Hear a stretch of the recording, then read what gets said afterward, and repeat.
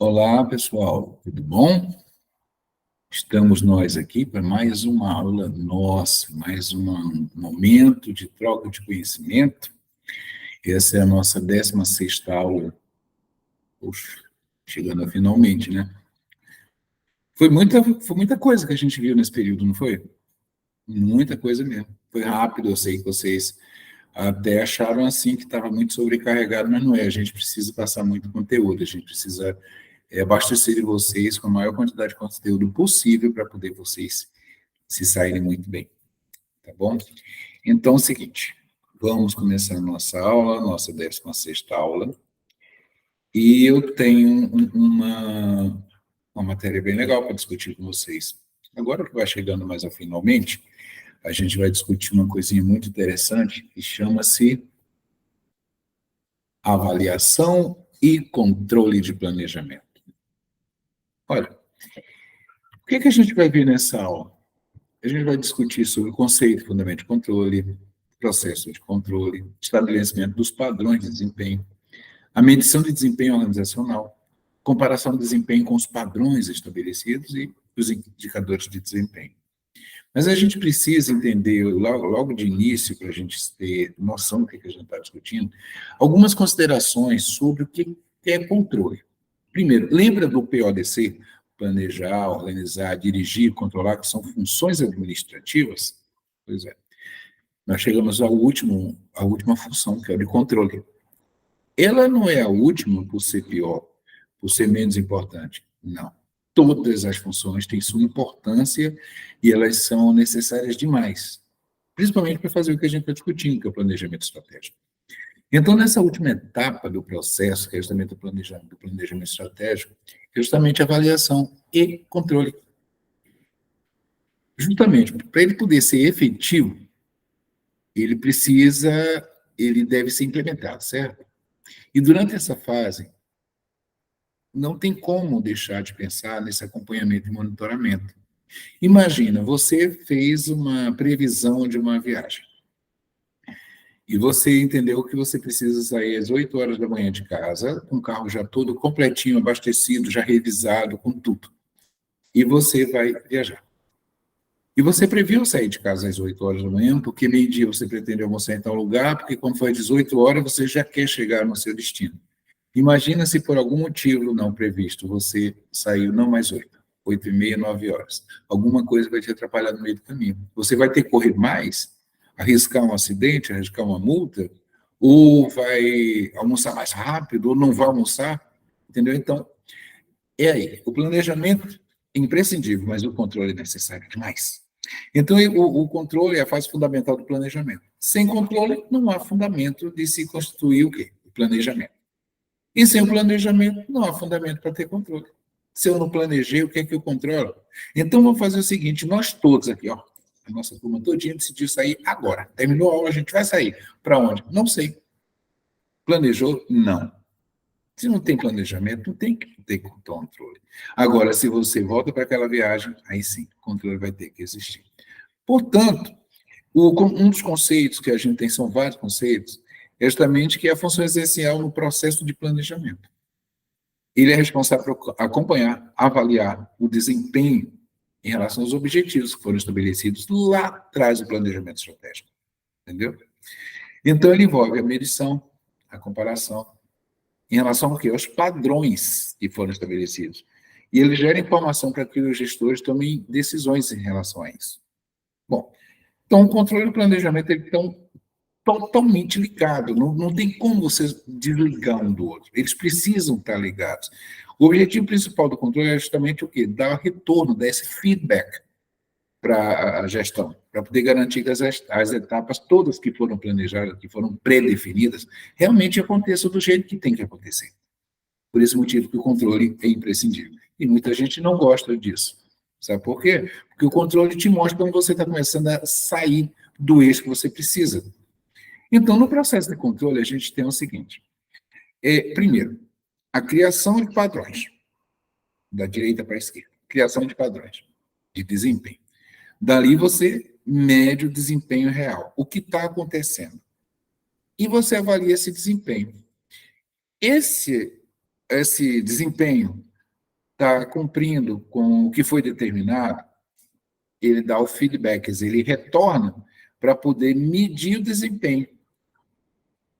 Agora, se na hora que você avalia o desempenho ele não cumpre com os padrões, ele vai para outra linha que é para tomar medidas corretivas. Não é muito legal a gente fazer correção no processo.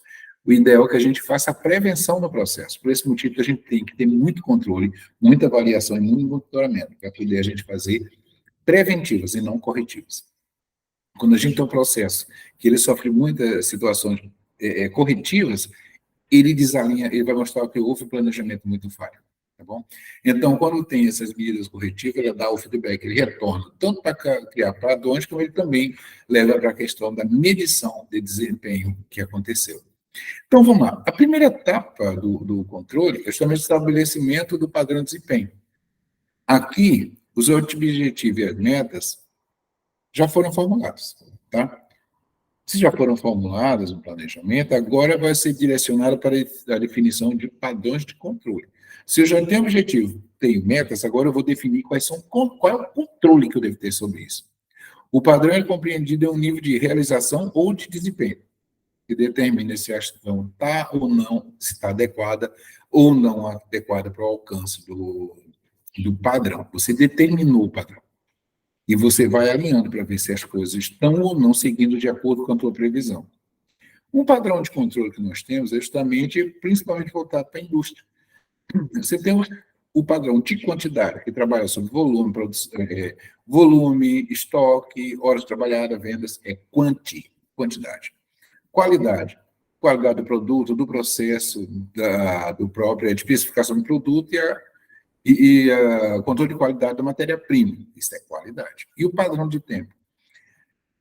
O padrão de produção, o tempo médio de estocagem, o padrão de rendimento e o médio de atendimento. Tempo. Quando fala padrões de custo, a gente tem a questão da produção de estocagem, que entra em custo de produção, custo padrão, e o médio de financiamento. Isso são alguns tipos de padrões de controle que nós temos, dentro, principalmente, na questão da indústria. Ok? Agora, vamos lá. A segunda etapa é a medição de desempenho da organização. Veja bem, na primeira você estabeleceu o padrão que você vai utilizar para controle. Agora você vai medir. A etapa da medição ele vai estar relacionada ao quê? Verificar se os resultados alcançados condizem com o que foi definido. Eu digo que a partir de uma certa etapa, fechar a primeira etapa, na segunda tem que chegar com 10 de resultado. Cheguei com 8. Opa, cheguei com menos. Ou eu estou dentro do desvio padrão. Tipo, eu posso chegar com 11 ou chegar com 8. Se eu chegar com 11 ou 8, eu estou dentro do padrão. Então, não está ruim. Mas o ideal seria chegar com 10. Entendeu? Então, eu preciso identificar por que eu estou chegando com 8 ou por que foi para 11. Algum planejamento não estava sendo muito bem trabalhado ou o meu padrão de análise não estava sendo bem definido. Então, quando a gente faz isso, agora, veja bem, eu chegar com 10, mas se eu tivesse estabelecido de 8 a 11, que normalmente é de 9 a 11, eu cheguei com 7, estou abaixo. Se cheguei com 13, eu estou acima. Tem alguma coisa errada. Entendeu? Então, ele está medindo. Aí, isso aí é justamente quando você define para poder tentar adjetivar o objetivo e meta. Mas essa medição, ela vai ocorrer através de quê? De amostras, de inspeção, de observação, de registros, e com periodicidade diversa. Ele pode ser diário, pode ser mensal, pode ser semestral, pode ser anual. Inclusive, tem determinado tipo de padrão que você mede a cada 6 horas. Tu quer ver uma coisa de medição que acontece de tempos em tempos? Gripou. De quanto tempo em quanto tempo você toma, você mede a temperatura para ver se ela mudou para mais ou para menos. Entendeu? É um nível de medição que você está fazendo para ver como, no teu caso, o teu sistema orgânico está funcionando. Então, quando a finalidade dessa etapa é justamente o quê? Direcionar os esforços para poder reforçar o bom desempenho, para corrigir falha, como eu falei, que o ideal é não corrigir falha, e sim fazer previsões para não ter correções. Então, na etapa que a gente vai trabalhar agora com a comparação de desempenho com os padrões estabelecidos, a gente tem o resultado. Justamente a comparação realizada, é uma comparação realizada em termos de algo pronto ou algo acabado, ou seja, ela é realizada no final, que é o resultado. desse processo depois da operação. Terminou é que a gente mede. É uma forma de controlar os fins. Tá? Resultado, é lógico, você só controla... No resultado, você só pode controlar os fins. Então, é um reforço, as ações de reforço corretivo, vão acontecer, serão implementadas no início de um novo, porque já terminou isso, eu já identifiquei as probabilidades, as necessidades de melhoria, de correções, porque foi do resultado. Agora, vamos ver de desempenho. O que é que acontece? Vamos supor, eu não saco nada de futebol, gente, desculpa se eu falei alguma coisa que não combina com futebol. Mas a questão, se pensar em planejamento estratégico, a questão do futebol, ele já vai ser o seguinte, ele vai comparar o padrão com a variação do processo. Está acontecendo. Então, ele mensura concomitantemente. Na hora que está acontecendo, eles estão medindo e estão fazendo resultados prévios. O processo da operação, ele é o controle dos meios, não é dos fins, é dos meios. Então, ele procura fazer uma correção, um reforço durante a execução. Tipo, o time não está indo bem, eu tenho, sei lá, um centroavante que não está indo muito bem. Eu tenho um ponto esquerda que está basicamente parado ali, porque os caras estão atacando muito para a direita, eu não sei. Então, eu vou ter que reformatar aquilo ali, porque eu estou medindo no desempenho. A mesma coisa que a equipe de vôlei, a nossa equipe de vôlei masculina, vôlei masculina, vamos pensar. Eles já tiveram cada crescimento fora do padrão, justamente porque o técnico chegou lá, conversou com ele seriamente e disse, olha, você está vindo por aqui, estão te fechando aqui, coisa e tal, eles mudaram ali a função e ganharam os jogos. O time feminino, o time masculino, muito bons. Mas isso é quando eu disse, quando a gente faz a comparação do desempenho no desempenho. A comparação ela vai resultar de 3 possibilidades. A primeira, conformidade e aceitação. É quando o resultado está conforme com os padrões. Por isso que a gente aceita. A aceitação. Quando os resultados estão dentro do desvio tolerável. Você lembra que eu te falei? Deu 9 ou deu 11, a padrão é 10, mas eu tenho um desvio, um pouco a mais, um pouco a menos. Então, é chamado de aceitação. E o de rejeição, não aceitação, é justamente o quê? Quando o resultado estão fugindo totalmente dos padrões estabelecidos, inclusive daquele limite. Vamos supor, eu estava indo em 9 e 11, ele está dando 13, ou está dando 7, então eu não posso mais aceitar esse processo. Eu já tenho que entrar para corrigir. Na etapa 4, a gente já tem a implantação das ações corretivas necessárias. Essa etapa de ação corretiva, ela se caracteriza por quê? Pela ação a ser adotada pelos gestores para manter o desempenho do que foi estabelecido. Tá? A correção do desvio ocorre após a constatação do que o desempenho alcançado ficou fora do padrão. Então, a gente tem o quê? Por isso que a gente fala corretivo, mas é estabelecido logo na primeira etapa, a gente está corrigindo.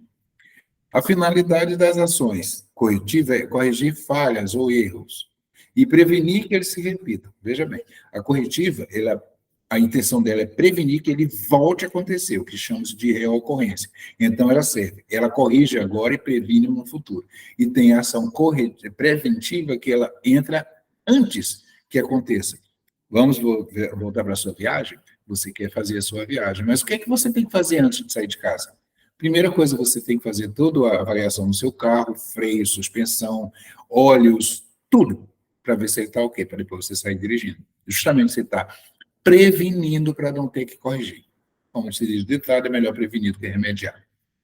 Então, a função de controlar, nós temos aí, vocês lembram muito bem do PODCO lá, planejar, primeira função, organizar, segunda função, dirigir, terceira função, e a quarta e última função, controlar, que é justamente como a gente tinha visto anteriormente. Definir o padrão, monitorar o desempenho, comparar com o desempenho e tomar ação corretiva para poder corrigir os desvios.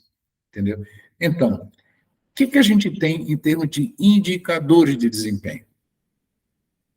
A gente tem que o controle vai envolver vários indicadores-chave, que é chamado indicador-chave de desempenho, que vocês vão ouvir pela sigla KPI, ou KPI, que é Key Performance Indicators, ou seja, KPIs, que é para acompanhar o resultado da estratégia adotadas. Quando você vê esse KPI, lembra assim, indicador-chave de desempenho, tá?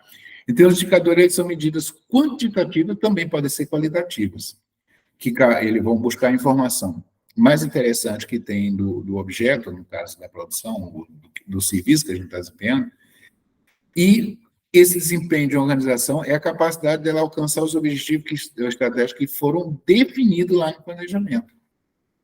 Então, é imprescindível que a organização tenha um sistema de indicadores de desempenho. Se ele não tiver, eles não vão conseguir perceber se o que eles foram planejados estão sendo realmente alcançados. Entendeu? Inclusive, tentar entender essa flutuação do resultado. Quando a gente fala flutuação de resultado, a gente pensa o seguinte: eu esperei isso, está acontecendo isso menos isso. Ou então, ora ele sobe, ora ele desce. Eu preciso entender para poder estabilizar o processo.